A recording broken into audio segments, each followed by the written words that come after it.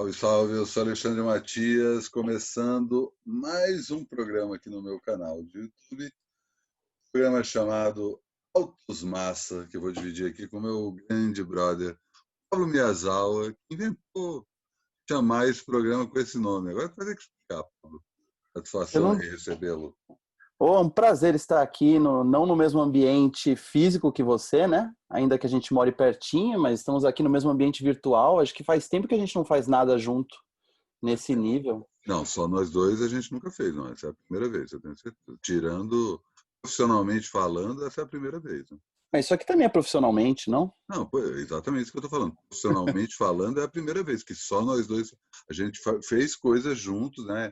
Eu te chamei para fazer coisas, você me chamou para fazer outras. Só os dois é a primeira vez. De onde vem esse nome? Autos Massa. Hoje você me perguntou, e aí, como vai ser o nome do negócio? E a primeira frase que veio na minha cabeça foi essa. E acho que foi uma das primeiras coisas que eu ouvi saindo da tua boca quando eu te conheci há mais de 19 anos, não foi isso? Há uns quase 20, né? Vai fazer 20 Quase no ano 20 que vem, anos, né? quase 20 anos, É, 2001 que a gente conhece. é. Nessa época eu trabalhava na editora Conrad, você era o novo funcionário contratado, Editor e eu executivo. não era ainda, né? Acho que Não, é, não, fui chamado com esse nome. para ser editor executivo. Eu só me lembro que eu nunca tinha trabalhado com alguém que vinha de Brasília, né? Então, quando você falava as coisas, eu ficava tentando captar se aquilo eram gírias tuas ou gírias de Brasília, né? Porque você morava em Campinas na época. Eu me lembro do Autos Massa, que eu não sabia se era realmente algo consagrado ou se era uma invenção tua. E agora eu acabei de lembrar, eu não sei até hoje o que significa Autos Massa, mas daí eu pensei, nome de um programa entre nós dois. Eu e você somos caras altos e caras massa. Achei bom, assim, cara. Na verdade, altos massa era assim, uma expressão que eu usava. Ainda uso, assim, né? Enfim, e aí, o que você achou? Altos massa. É, não era uma gíria de Brasília nem de Campinas, né? E a gente se conheceu, então, há 19 anos e meio, trabalhando numa mesma redação da editora Conrad, que na época era especializada em cultura pop, que a gente não chamava assim na época, diga-se de passagem, né? Acho que a palavra cultura pop, eu só ouvi ela sendo mencionada numa redação muitos anos depois das Imagina, minhas Pablo. experiências. Não, a gente não falava cultura pop. Como assim, Pablo? Pelo amor de Não. Deus. Falava. Pode procurar, em qualquer revista nossa não existe menção à cultura pop. Não tinha nem na Play. A Play não era cultura pop, era Mas cultura digital. era cultura digital, mas a gente falava de cultura pop. Mas cultura pop não tinha o significado que tem hoje, né? Eu Acho acho que que essa tinha é uma o coisa, cerne, né? batia-se muito numa tecla sobre cultura nerd, né? E tinha A essa. gente estava nessa época tentando desbravar a palavra nerd, né? Desmistificar um pouco ela. Era uma das missões, inclusive, que a gente acabou tendo junto ali, fazendo a revista Herói, fazendo as revistas de games mais descoladas, e a própria Play, né? Tentar desmistificar, mas não, a gente não colocava isso, acho que como se fosse a Missão. bandeira, a missão da editora, mas no fundo era isso, era tentar fazer conteúdo para o nerd, para fazer o nerd pagar de bacana, né? Acho que Não no era fim só das isso. Eu contas acho é que isso. tinha exatamente o momento que a gente estava atravessando naquela época. Era um momento em que o nerd deixava de ser um sujeito antissocial. Eu acho que tinha uma coisa que não é propriamente pagar de bacana ou não, mas de poder expressar o que podia, né, de uma forma. E o nerd daquela época era um nerd bem diferente do nerd de hoje em dia, né? O nerd de hoje em dia tem muito mais a ver com esse papo de incel, né, do que propriamente com aquela coisa da uma força criativa. O prototípico nerd, não a própria Conrad publicou, era o Crumb, né? Acho que o Crumb é Assim, um proto-nerd. um bom nerd no sentido de um cara completamente bitolado em alguns assuntos, completamente obcecado em desenvolver uma técnica e uma cara própria dessa técnica, e que aos poucos foi se misturando com as novas ferramentas que foram surgindo, né? No caso do Crumb, o grande insight foi usar os quadrinhos de uma forma subversiva, né? De pegar toda uma linguagem associada à criança, associada a um público adolescente e jogar no coração da contracultura. O Crumb odiava hippie, né? Ele fazia aquilo tudo. A gente vê a obra dele Eu estava ali, né, no coração da Califórnia, vendo tudo aquilo acontecer. Então, Fritz the Cat, então, as principais obras dele, é uma grande crítica, né? Aquilo tudo que estava acontecendo, ao contrário do que muita gente vê, né? Como se fosse uma exaltação. Mais ou menos o que o Angeli fez nos anos 80 no Brasil, né? Toda aquela coisa de criticar a fauna social. O Angeli, por sua vez, um nerd brasileiro, só que com muito mais traquejo social. Afinal de contas, a Conrad era formada por nerds com algum traquejo social, né? E a gente, quando fala da Conrad hoje, a gente pensa muito nos grandes sucessos, né? No Dragon Ball, Pokémon, o próprio Herói teve essa fase, embora Herói seja mais tenha feito mais sucesso anos antes, né? Bem antes da gente trabalhar com eles ali no começo dos anos 90, por conta do Cavaleiro do Zodíaco. Mas a Conrad tinha 1000 desdobramentos, né? Tinha vários, livro, quadrinho, mangá.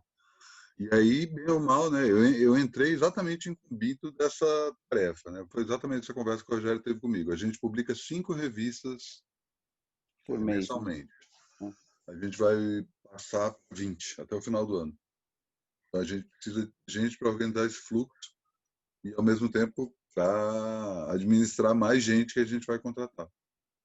Eu lembro quando eu comecei a trabalhar lá, quantas pessoas tinham? Menos de 20.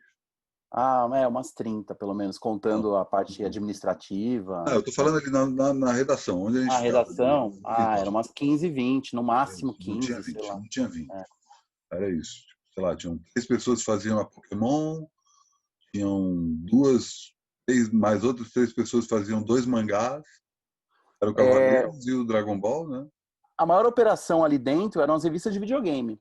Hoje, um dos motivos pelos quais essa época é mais lembrada e essa editora não ficou apenas sendo assim, a gente pensa muito em mangá, pensa nos quadrinhos, nos quadrinhos legais que foram lançados depois, que você inclusive traduziu.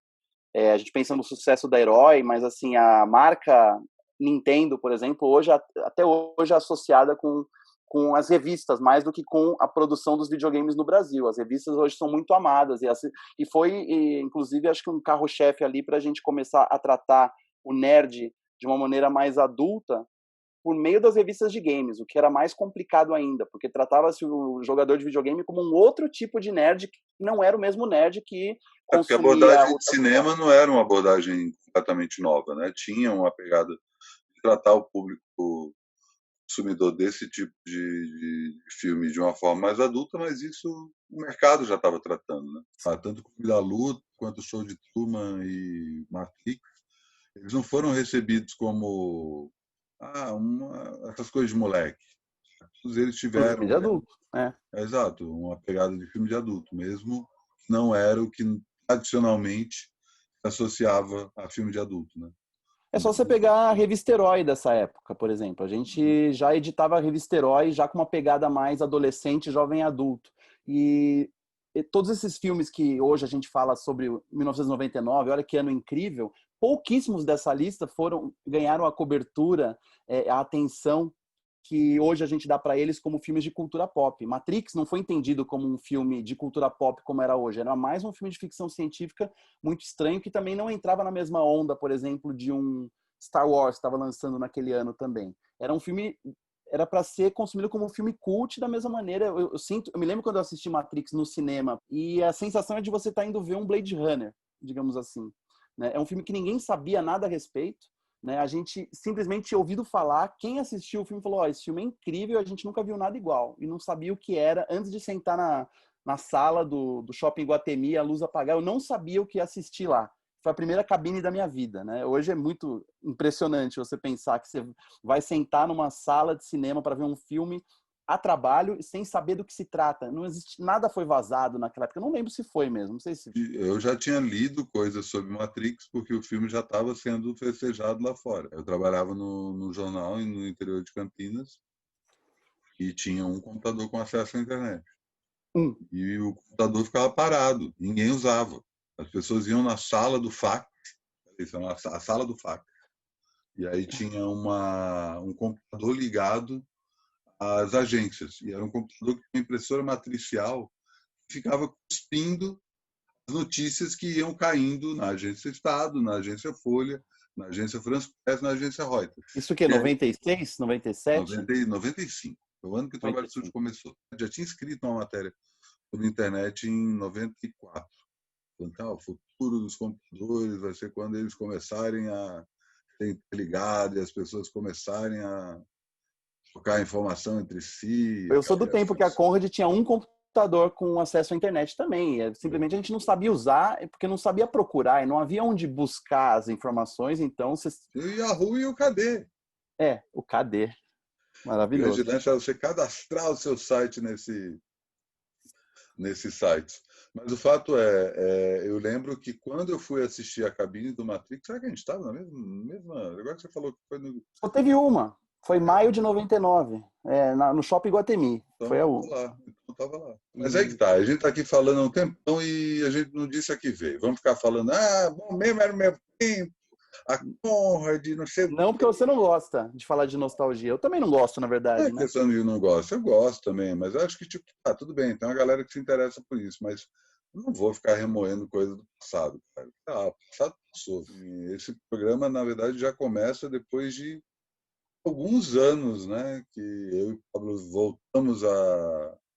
Nunca perdemos o contato de fato, mas durante um determinado tempo, quando o Pablo era editor da Rolling Stone, principalmente, vida muito atribulada, isso, não tinha tempo Nem... para nada, né, Pablo? Vamos combinar, né? Quantos almoços que vamos lá?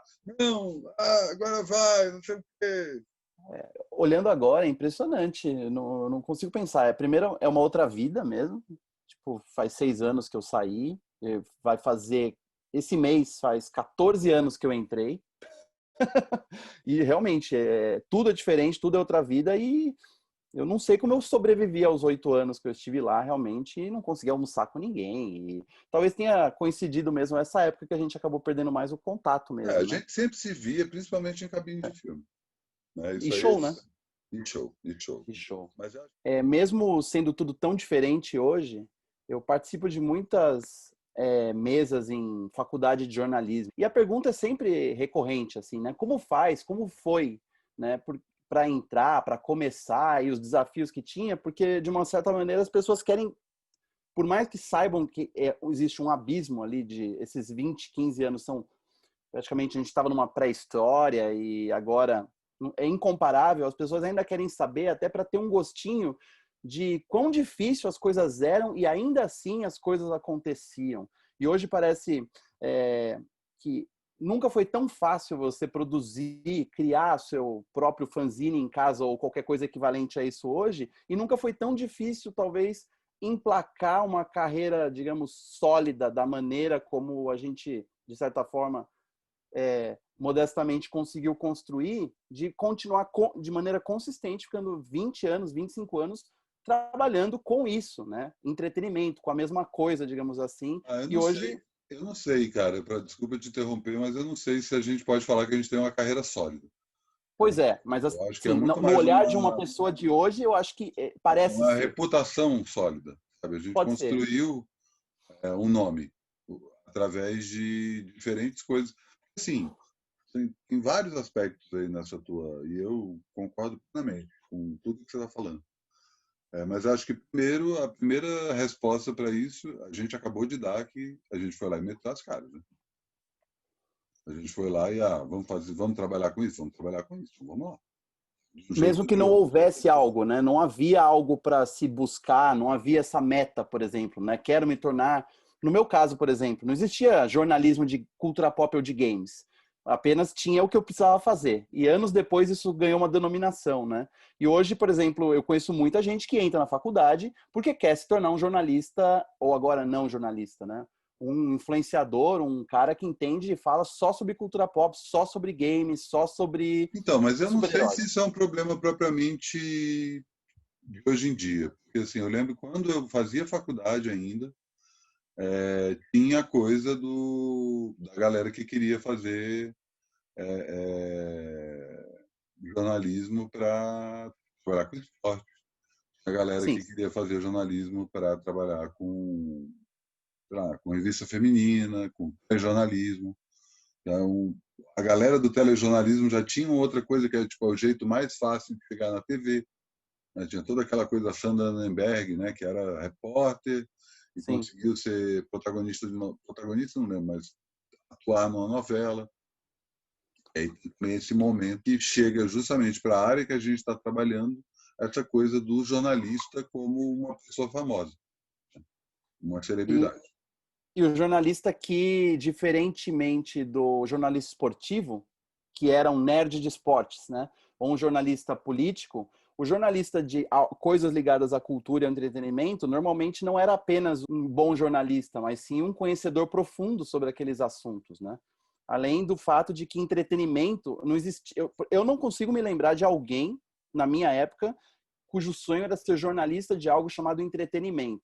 Né? Você poderia ter uma afinidade maior com cinema e música, mas cinema e música não eram considerados entretenimento todos juntos no mesmo balaio, como hoje a gente pode Não, falar que é cultura pop. Né? dá para falar de jornalismo de cultura, cara, pelo amor de Deus. Só Cultura, que mas não de, realmente. mas era cultura e não entretenimento, né? Era Tudo diferente. bem, mas é porque entretenimento eu acho um decréscimo aí, tá? Na hora que você fala que você cobre entretenimento só, desculpa, você está cobrindo só produtos. Você não está cobrindo. E É, aí eu acho que tem tudo a ver com essa história que, enfim, que é justamente a minha provocação inicial, que é a morte da cultura pop. Saca? Acho que assim, a gente já viveu o ápice da cultura pop. E assim, o que é a cultura pop? Para mim, eu tenho uma definição bem simples, que é a cultura popular produzida em massa, para consumo fácil. E eu acho que quando você fala assim que na minha época não se falava em cultura pop. Eu lembro que se falava sim, né? Eu acho que não tinha essa conotação especificamente na Conrad, que eu acho que pop também é uma coisa que até hoje tem essa conotação de ser muito, muito popular, saca? Pop é Roberto Carlos, pop é a Beyoncé, saca? Sei lá, sim, 10 anos, eu lembro direitinho, do eu nem tinha minha festa ainda. Eu tinha outra festa, a festa anterior à Noite do Trabalho Sujo, que era Gente Bonita.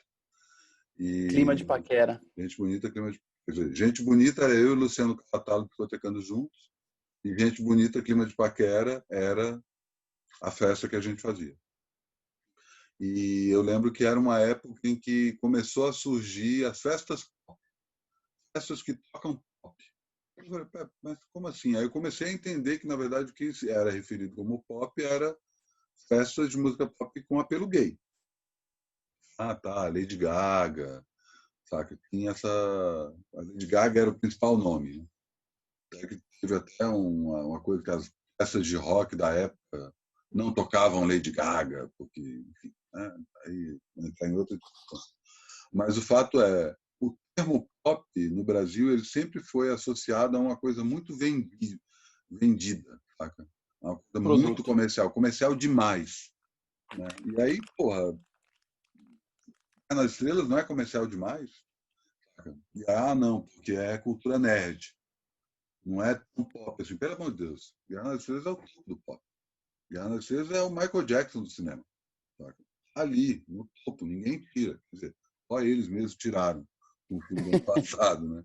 Mas era isso, estava ali Abafa o num caso. patamar que ninguém tirava eles dali. Acho que também tem uma outra coisa que é geracional, né? E esse cinema que a gente chama de cinema pop hoje, hoje já é visto como um cinema sério. E naquela época, É. eu nem estou falando de Marvel, estou falando exatamente do Clube da Luta. O Clube da Luta para o cinéfilo no final dos anos 70 era uma bobagem. Ou o Show de Truman. Não eram filmes sérios. Eram Quero ser John Malkovich. Era tudo um experimento dos moleques, saca? O Tarantino era sub-Scorsese. O Cães de Aluguel, já vi Mean Streets. O povo que falando mal do Nascido para Matar, o Kubrick deu a mão. Saca? Sim. Tinha esse preconceito pesado. A galera bem mais velha, a galera da geração dos nossos pais, são jornalistas culturais tradicionais. Né?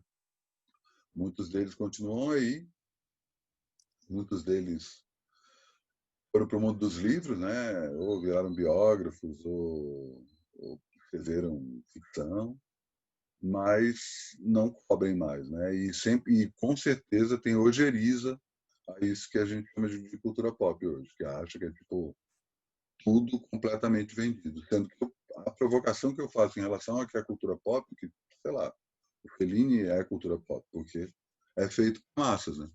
Tanto o Fellini banda quanto o Fellini cineasta. Os dois almejam ter atingido uma escala maior do que a escala artesanal. Acho que, grosso modo, cultura pop nas redações de jornalismo hoje pode ser resumido a tudo que cai nesse balaio que agrada a um certo estereótipo de público que se entende como o público nerd, que a gente agradou ao longo da vida, mas que também conseguiu agradar outros tipos de público que não estavam exatamente ligados ao estereótipo clássico do nerd, né? Então eu pensava sempre no nerd como aquele cara que gostava de comprar, colecionar coisas e ser apegado a certas coisas. E hoje é cool você ser jovem e gostar dos filmes da Marvel, e não passa pela cabeça de uma pessoa de 18, 19 anos que aquilo é exatamente cultura pop, digamos assim, é apenas o filme que tem para ela assistir, que ela gosta, né? Eu já tive umas conversas, às vezes, com jovens, mais jovens do que os millennials, por exemplo, e perguntando assim, mas o que você acha de Star Wars? Star Wars é uma coisa velha, né? E o que você gosta desse gênero, então? Não, eu gosto de filme da Marvel. Tá, e filme da Marvel é um tipo de filme que está disponível para ele, não é exatamente algo que está compartimentado, como os filmes dos nerds estão aqui, são os filmes que tem, na verdade, né? E o que é mais curioso para mim é perceber como, para muita gente que hoje gosta de Marvel e que não entende Marvel como uma aberração no sentido de algo que não existia 15, 20 anos atrás, os filmes de super-herói não eram tratados dessa forma e não eram vistos dessa forma, como Star Wars envelheceu mal para muita gente também. Envelheceu mal, assim, nem se tornou algo possível e algo a ser considerado por uma boa parcela de pessoas jovens, diferente do que aconteceu quando saiu a segunda trilogia, e muitos jovens daquela idade de 19, 18 anos foram conquistados pela ideia de que o filme que você gostava quando criança vai ter as continuações agora, né? Então, você lembra, em 97, relançaram os Star Wars, todos as versões especiais, né? Em 97, foi em 98, para em 99 lançar o episódio 1. Eu tinha, na época, 17 a 19 anos. Meu primo, que você conhece, o André, consumia Star Wars comigo desde que a gente tinha 7 anos de idade. Então era o filme da nossa infância que finalmente, quando a gente está na vida adulta, estava ganhando uma nova versão, uma validação, né? Eu ia Quando a poder gente assistir. era moleque, a gente sabia que tinha o episódio 4, 5 e 6. O que aconteceu nos 3 primeiros episódios e nos 3 últimos, né? Era uma grande mitologia que tinha, né? Então havia algo a se esperar, né? A gente tinha uma expectativa e esse algo chegou. E é interessante, assim, o gap de uma trilogia para outra de Star Wars foi maior, vai, a gente pensa de 2005 a 2014, vai, foram menos de 10 anos. E entre Retorno de Jedi e o episódio 1, são Mais de 16 15. anos. 15, 16 anos. Então, e de 2005 a 2015, que é o fim da trilogia do meio e o começo da última trilogia, são 10 anos. Ou seja, passou menos tempo, né? Você teve vários produtos, desenhos animados ali, videogames tentando preencher o vazio, mas Star Wars perdeu tanto apelo, não só aqui no Brasil, no mundo inteiro, mas de uma maneira notável que a Disney teve problemas para comercializar Star Wars de novo por aqui agora, porque simplesmente nunca Star Wars esteve tão em baixa no Brasil, né? E eu fico tentando entender se a culpa foi de Star Wars ou assim o público realmente eu não sei o que você acha sobre isso. Eu nunca consegui entender por que algo conseguiu crescer por um certo tempo e simplesmente caiu a ponto se a história é universal, digamos assim, né? O Não apelo sei, eu acho que a envelheceu queda mal, é talvez. muito mais, falando especificamente de Guerra nas Estrelas, é muito mais uma coisa de época mesmo. Você vai ver os filmes, os 3 primeiros filmes, 77, 81 e 83, Eles são filmes datados, né? Por mais que o George Lucas tenha metido uns efeitos Efeito. especiais melhorzinhos nos anos 90, que para mim pioraram, né? A maioria quem gostou dos primeiros filmes não gosta, né, das edições especiais. É, são filmes que, sabe, eu, é aí que você vê a diferença entre os diretores, né? Eu revi esses dias tanto o Duel quanto o THX 1138, Duel O do Duel Spielberg, é o do Spielberg, encurralado, né? Encurralado, exatamente, do Spielberg, quanto o American Graffiti, quanto o Tubarão, o Guerra nas Estrelas e o Contato. Eu vi esses 6 filmes, quase tudo na mesma semana. E é gigantesca a diferença do Spielberg para o George Lucas, o tempo todo, o tempo todo.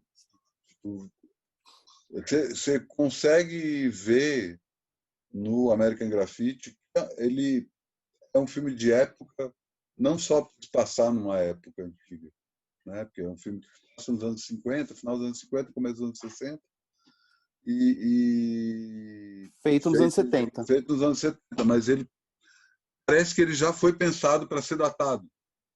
É um filme que eu vejo assim, tá legal, mas não vou também, não é pior que pop, mas ele é tão importante quanto. Algumas cenas memoráveis, mas é um filme completamente esquecível, ao contrário do Tubarão, ao contrário do Contato. Mas é engraçado. E aí, Se só você me para perguntar. concluir a questão do Guerra nas Estrelas, eu acho que é isso. A gente se apegou muito aos personagens e não aos filmes em si, né? A gente tem algumas cenas icônicas, mas é muito mais uma coisa que a gente viu isso acontecendo do que propriamente isso é importante cinematograficamente falando. Me incomoda muito essa coisa do vilão, né? Que nos últimos 10 anos, nos últimos 20 anos, né? Tem toda essa apologia ao vilão, né? Que não é novidade, mas enfim, né? Desde o Poderoso Chefão já tinha isso. Mas como Guerra nas Estrelas, Han Solo, a Princesa Leia e o Luke, que eram os nossos heróis, pedem espaço para o Darth Vader. O Darth Vader vira o ícone, o principal ícone da saga, certo que é a história dele, né? Se for levar em conta principalmente os três primeiros episódios, que é a história do Anakin. Mas quando você fala em Guerra nas Estrelas, você não lembra do Yoda, do Sabre de Luz, ou do Luke, ou do Han Solo. Para mim, Guerra nas Estrelas é o Han Solo. Para mim, é isso. Aquele personagem lá foi o que me fez, porra, esse cara é foda. Um cowboy do espaço. Saca? As crianças que gostam hoje de Star Wars, eu conheço várias crianças que nascem 7, 8 anos de idade, e o apelo é sempre dos vilões, né? Não existe hoje, assim, acho que a Rey foi uma tentativa aí de pegar aí um público totalmente diferente, que Star Wars nunca se preocupou tanto a buscar, né? Mas o Kylo Ren é uma tentativa, talvez, de evocar um apelo que o Darth Vader teve e que provavelmente o George Lucas não tinha previsto que seria isso que ia acontecer, porque ele escreveu a história toda em torno do Starkiller, né? Que era uma mistura entre o Han Solo e o Luke, que foi se tornando ali o herói no fim das contas, mas era sempre baseado no herói, né? A inspiração clássica do herói. E o vilão era apenas um detalhe, era uma coisa a ser batida ali, né? Acho que existe ali uma coincidência feliz de Mas o aspectos vilão que pra são... gente nunca foi, o Darth Vader nunca foi o protagonista. A gente sempre nunca... viu, tipo, o grande choque que acontece é justamente a gente descobrir que o Luke é filho dele. Sim, e É daí tipo uma no... heresia completa. Como assim? Esse cara tão escroto, pai do nosso herói. E ele nem é tão escroto assim, né? Ao longo do Retorno de Jedi inteiro, não tem uma cena em que o Darth Vader realmente é mal. Se você pegar o filme inteiro, desde a hora que ele aparece na primeira cena, Tanto que ele aparece no final, né? assim que você mostra a cara dele no final, né? E se você for pegar, ele só é mal mesmo. O Darth Vader só é mal mesmo em poucos momentos que a gente vê na tela nos 3 filmes, né? Se você vir o Rogue One, né, que é o filme que se passa ali tentando mostrar o que acontece antes do episódio 4, o Darth Vader que invade a nave e destrói tudo é muito mais brutal do que qualquer Darth Vader que a gente viu depois, né? Uhum. E acho que aí é uma questão até de readequação. Mas, enfim, Star Wars não conseguiu, assim, passar, né? E eu acho que o ano passado, como a gente decretou que 2019 foi um ano importante para a cultura pop e a cultura pop morreu, eu acho que muito tem a ver com o fracasso dos filmes Star Wars. A A cultura gente não pop não conseguiu. morreu ainda. A cultura pop Ela está está morrendo.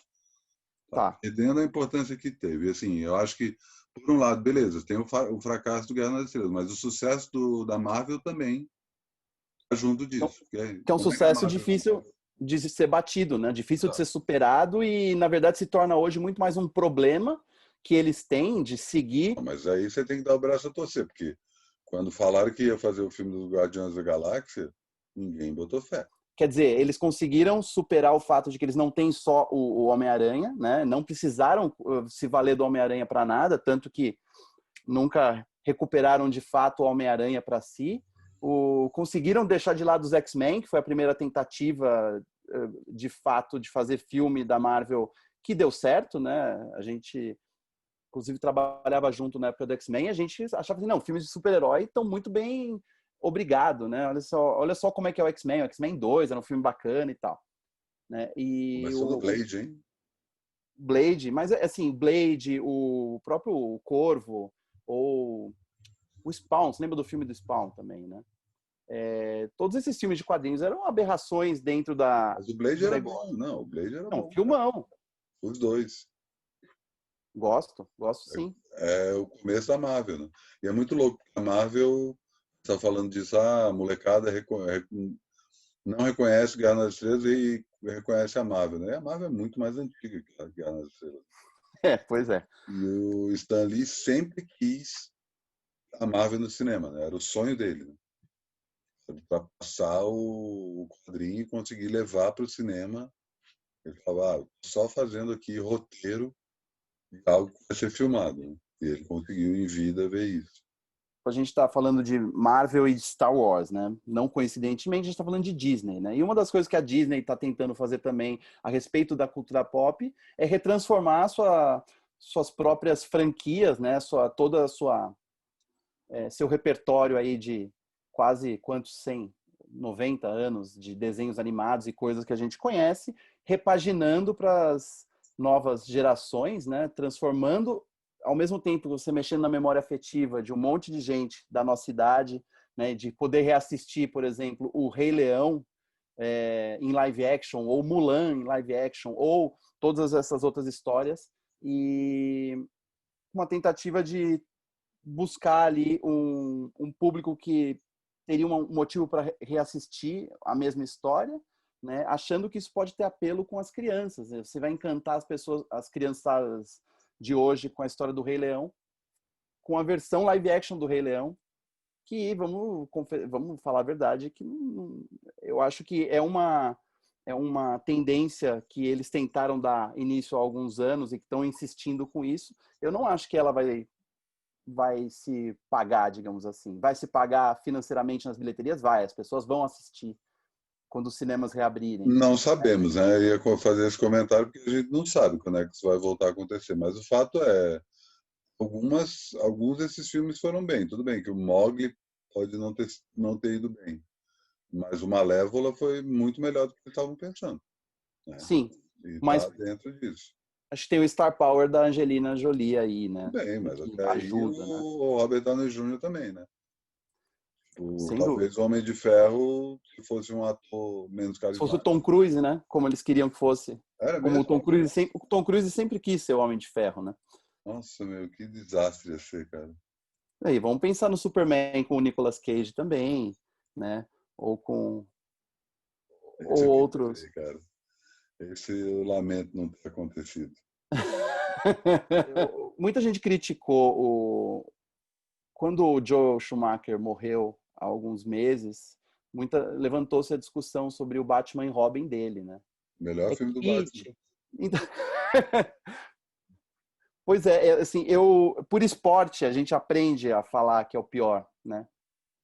E eu já repeti isso muitas vezes, assim, ainda que eu não seja um grande fã da trilogia do Nolan também. Não acho péssimo. Eu não reconheço o Batman nesses filmes. O Batman Exato. que eu cresci vendo. O Batman do Nolan é um Homem de Ferro. É um cara com vários aparelhos, vários apetrechos. O pior Batman são os do Tim Burton. Os dois. Eu acho o Batman, o segundo, melhor do que o primeiro. Agora, o primeiro eu acho muito ruim. Muito ruim. Eu acho um xingamento. A melhor coisa do primeiro é Kim Basinger.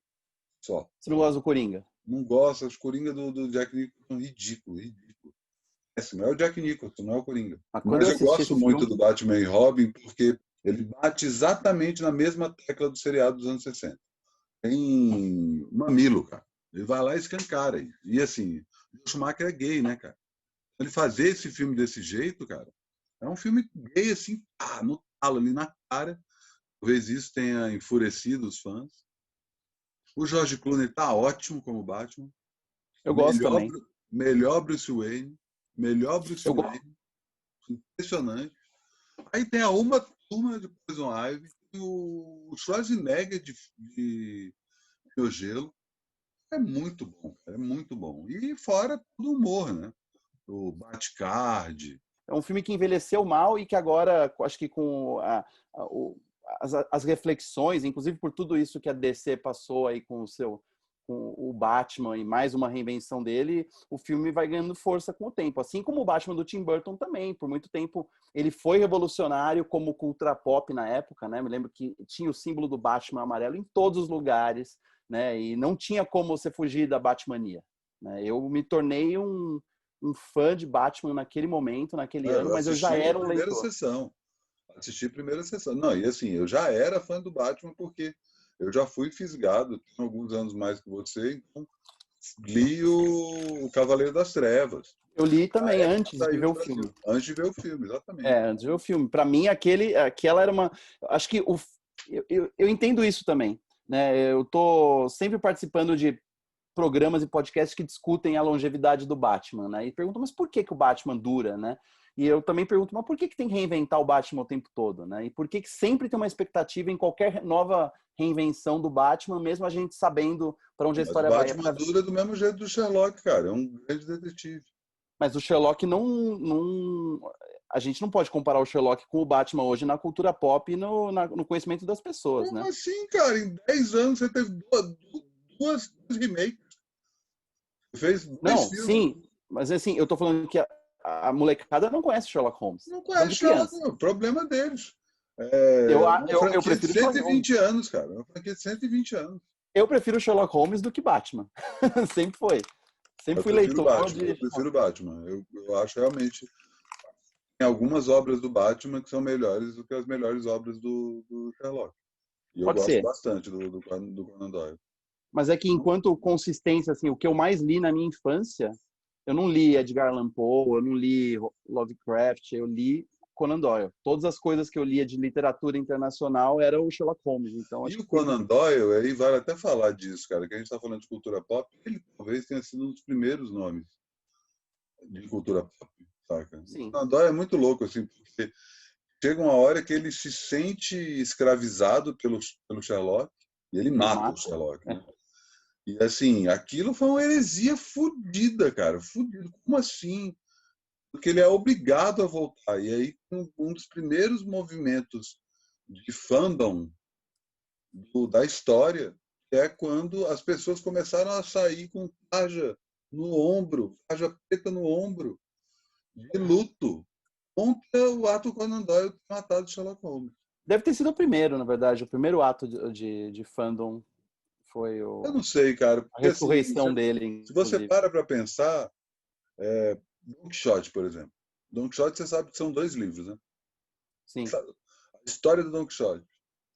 O cara começa a ler livros de romances de cavalaria, as histórias dos grandes cavaleiros da Idade Média, como eles lutavam contra dragões e salvavam princesas e donzelas e lutavam contra. O cara começa a pirar. O cara, primeiro que o Don Quixote já é um protagonista fora do padrão, porque ele é uma pessoa de idade. Né? É a primeira vez na história em que o protagonista, um herói, é uma pessoa de idade, né? Não estou falando de uma pessoa, não é a primeira vez que o protagonista É um idoso. é um idoso, mas um herói é um idoso, né? O protagonista, o cara pode estar falando da própria vida dele, ser idoso, Uhum. como é que é aquilo, mas o Don Quixote tem essa coisa. E ele começa a pirar que ele é um cavaleiro, ele mesmo. E sai ele, seu cavalo rocinante, seu fiel escudeiro, primeiro sidekick da história, Sancho Sancho Panza. Panza, pela Espanha, fazendo tudo que para salvar as pessoas da diferentes maldades, diferentes aventuras que não existiam, né? O cara começa a fritar. Isso é lançado em 1605. 10 anos depois, é um sucesso, é um dos primeiros best-sellers da história. Né? É claro que aí eu estou falando de 1.000 livros vendidos, né? Uma época em que tinham acabado de inventar a impressora de tipos móveis que permite que os livros não fossem copiados à mão, como era antes da invenção do Gutenberg. Foi isso aí mesmo? 1.000 exemplares vendidos? É um pouco mais do que isso, mas é isso, muito pouco. Imagina, cara, quem lia? As pessoas não liam, é muito pouco. Mas o Mas hoje fato também é, não li. as pessoas, mas mais gente, né? Não só 1.000. As pessoas leram essa primeira história do Don Quixote, acharam o máximo e começam a pedir para o Cervantes fazer mais. Tem que fazer mais. E o Cervantes faz a segunda parte 10 anos depois. Depois é condensado num livro só, contando do Sherlock passeando pela Espanha, né? Querendo fazer o bem e matar todos os vilões, e ouvindo as histórias que as pessoas contaram a partir da leitura do primeiro livro. Então já tinha influência da cultura na obra e na vida real, que as pessoas começaram a ficar malucas pelo Don Quixote e aí começam a inventar histórias do Don Quixote. E essas histórias, fanfiction, elas foram confrontadas pelo próprio autor 10 anos depois do livro original. E eu estou falando isso tudo, dei essa volta de primeiros 100 anos, depois 300 anos, falar que isso aí está aí o tempo todo. Saca? E o problema maior da cultura pop, por isso que eu estou falando aqui da morte da cultura pop, não vai morrer tão cedo, né? Vai continuar aí, tem uma máquina gigantesca trabalhando, toda a indústria de direito autoral vai continuar ali, saca? Precisamos de histórias, as pessoas precisam ser entretidas, mas a gente precisa parar de ficar preso só nos produtos e entender os processos que geram os produtos. Tudo isso que a gente falou aqui, e eu acho que esse é o mote desse programa, é claro que a gente não vai falar só sobre cultura, nem só sobre cultura pop, né? Que a gente quer ir além disso, a gente quer mostrar que a cultura pop, na verdade, é decorrente de outros processos, de outras dinâmicas da sociedade e do mercado consumidor, do mercado capitalista e das ansiedades de diferentes épocas, né? Quase sempre os melhores best-sellers, os melhores produtos culturais acabam refletindo anseios de suas épocas. Mas hoje a gente vive numa situação antes da pandemia, que é cada vez tudo mais pulverizado, né? Cada vez menos, apesar de você ter a Disney como o principal conglomerado de contação de histórias, mesmo a Disney está difícil emplacar. E aí os dois exemplos que a gente citou do Guerra nas Estrelas com a Marvel, né? Uma situação super a favor e uma situação super contra. E se mistura isso com toda essa lógica líquida da internet, né? Que tudo é motivo para discutir tudo é pauta, tudo se interconecta com tudo, você me achapa tudo com tudo. Acho que a gente tende a falar menos de filmes, discos, livros, séries, e mais a falar do que gera esse tipo de coisa. Esses produtos vão ser cada vez mais adjetivos na conversa do que propriamente os substantivos. Sabe? Eu acho que a gente volta a falar de cultura menos como itens a serem consumidos, e eu sou crítico pesado dessa coisa de consumir cultura, e mais como o ambiente em que esses itens são construídos. Cultura é comportamento. Cultura é o que a gente vive. E hoje a gente tem uma riqueza de debate, né, de possibilidade de qualquer pessoa consumidora de cultura pop, se você não gosta de chamar de consumidora, apreciadora de cultura pop, de poder se tornar protagonista de todo esse processo, né, fazer parte do ecossistema, a partir do momento em que você pode discutir os significados e as significâncias daquele produto com outras pessoas, ou mesmo apresentar suas próprias teorias, né? Vamos pegar um exemplo recente E aí que a nós, né? gente tem.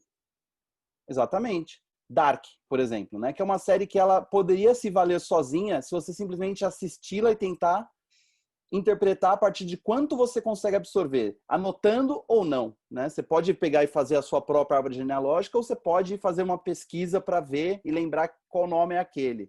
Ou você não precisaria fazer nada disso e assistir e interpretar ou não. A gente é do tempo do Lost, né? O Lost é uma série que você tinha que assistir e você poderia encontrar nos lugares para discutir o que ia acontecer na semana seguinte. Era uma outra dinâmica de mercado, né? Os episódios eram semanais e não todos juntos, como o Dark, por exemplo. E a gente pode voltar mais longe para essa camiseta que você está usando, né? Twin Peaks, quando saiu, a gente não tinha com quem discutir, com quem entender, e não tinha onde isso...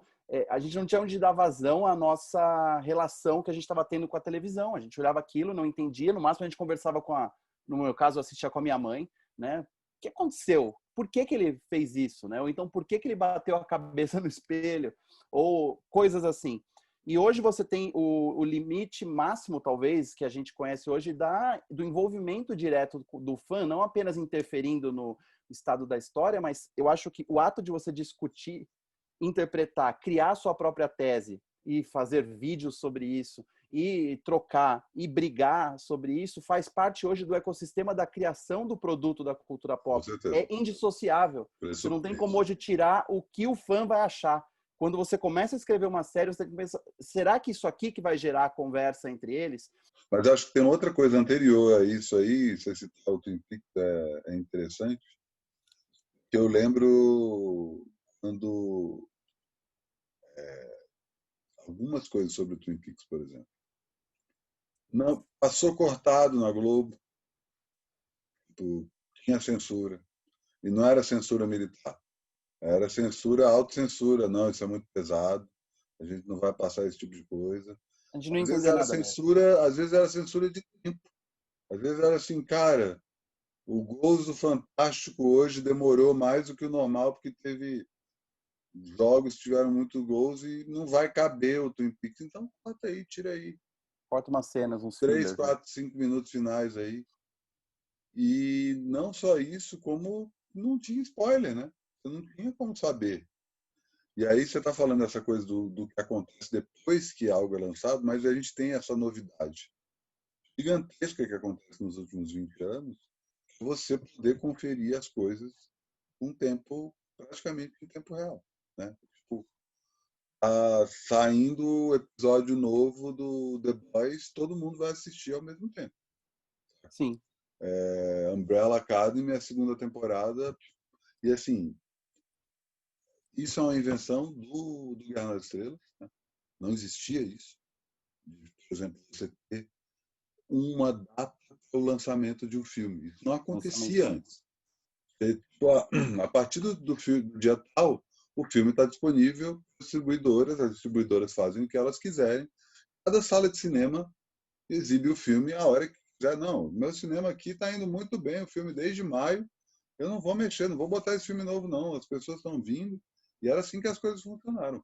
O sucesso do Guerra nas Estrelas foi de tamanho que, na hora que eles foram lançar o Império Contra-Ataca, eles definiram uma data para lançar em todos os Estados Unidos. E depois um Retorno de Jedi nos Estados Unidos e na Europa. A primeira vez que isso acontece na história. E aí, aos poucos, a gente vai vendo isso tendo assimilado para o mercado a ponto da gente ver filme sendo lançado poucos meses depois, quando a gente está falando de Brasil, então, periferia do mundo. Os filmes chegavam com 2 anos de atraso. O Star Wars chegou em novembro de 77 no Brasil, né? E Foram assim, 6 meses depois. porque era um sucesso gigantesco. É. Os que não eram tanto sucesso chegavam com 2 anos depois. Saca? TV, então, filme passando na TV, a gente lembra disso. O filme estreia. Eu lembro, isso aí, eu vou fazer um exercício de memória agora que vai ser foda. A primeira sessão da Tela Quente. Do quê? Tela Quente. Quando a Globo lançou o filme de segunda-feira. Não existia isso. Você lembra qual foi o filme? Eu lembro. Eu não, estou tentando lembrar os 4 primeiros, que eu sei do terceiro, que era o menor. O primeiro foi o Retorno de Jedi? Foi. O segundo, não lembro. O terceiro... Foi Indiana Jones, O Caçador da Arca Perdida. Caçadores da Arca. O terceiro foi Rock 3. E o quarto... Alien? Não. Acho que foi Alien ou Resgate. Olha, eu sou capaz de lembrar disso. Eu lembro exatamente da vinheta. Eu gravei. Eu tenho VHS isso, gravado. 1986, né? Não, foi depois. Depois? 88. 88. A Tela Quente é de 88. Aí que a querida Wikipedia, exatamente, 7 de março de 88. Eu lembro Aí, porque... ó. Aê! Retorno de Jedi, Caçadores da Arca Perdida, Rock 3, Alien e o Oitavo Passageiro. Oitavo Passageiro. 88. O Alien é de 79. Foi a primeira exibição do Alien na TV brasileira, né? E o Retorno de Jedi também foi a primeira exibição. Eu fico pensando se a maneira como a gente consome a cultura pop, não apenas a nossa maneira de interagir, de interpretar, de buscar significado nas coisas, de ter com quem discutir, mas também a maneira como a gente assiste efetivamente, né? A maneira impulsiva, né? Quase não prestando atenção e quase sempre com uma segunda tela na mão, né? Olhando o celular e principalmente se a gente fala de transmissão ao vivo, no caso de Game of Thrones, no caso do Westworld, por exemplo, que foi um dos mais recentes aí que a gente viu transmitindo ao vivo, e você é tão importante quanto ver o que acontece é a reação das pessoas e o que você vai falar sobre aquilo também, né? No caso de Game of Thrones, teve vários momentos em que praticamente obrigava o fã a dar uma opinião naquele momento sobre aquilo, nem que fosse uma interjeição, ou um puta que pariu, um grito, não acredito, filha da puta, não sei o quê, e xingando e tal, sendo que a gente deixou de ser o telespectador passivo que apenas assiste, mas a gente se tornou agora, não é mais o telespectador ativo também, o que interpreta e participa, porque é tão diferente a nossa maneira hoje de consumir qualquer coisa, que eu, como um cara mais crítico à maneira como as coisas acontecem hoje, como a gente consome qualquer coisa, você pode falar bem de qualquer coisa que a gente consome hoje, é muito melhor, é muito mais fácil, Spotify é melhor, Netflix é melhor do que ter um disco de vinil, do que ter uma caixa de DVDs, mas também essa maneira muito rasteira e superficial e corrida com que a gente consome tudo, pode também estar colaborando para o fim das coisas como a gente conhece, eu acho. Eu consigo ver muitos malefícios além do benefício de você poder assistir todos os episódios hoje de alguma coisa. Sabe? Ter tudo à disposição. Claro. Eu não sei até que ponto é a melhor coisa do mundo, entendeu? Eu não sei até que ponto isso nos torna não apenas telespectadores mais cínicos e não apenas e não mais exigentes, mas na verdade assim, de tanto ter tudo à disposição e ter visto tudo, a gente perde um certo crivo de gosto, na verdade. A gente acha que a gente gosta e conhece as coisas, né? Quantos anos as pessoas precisaram assistir Sopranos para concluir que Sopranos era a melhor série de TV de todos os tempos? E hoje eu conheço muita gente que maratonou Sopranos em 20 dias de não, eu estava pensando assim, imagina Soprano na época das redes sociais. Por exemplo, seria a mesma coisa? Talvez destruiria a série. E teria se tornado o que se tornou hoje? Não. Né? O final, com certeza, ia ser malhado pra cacete.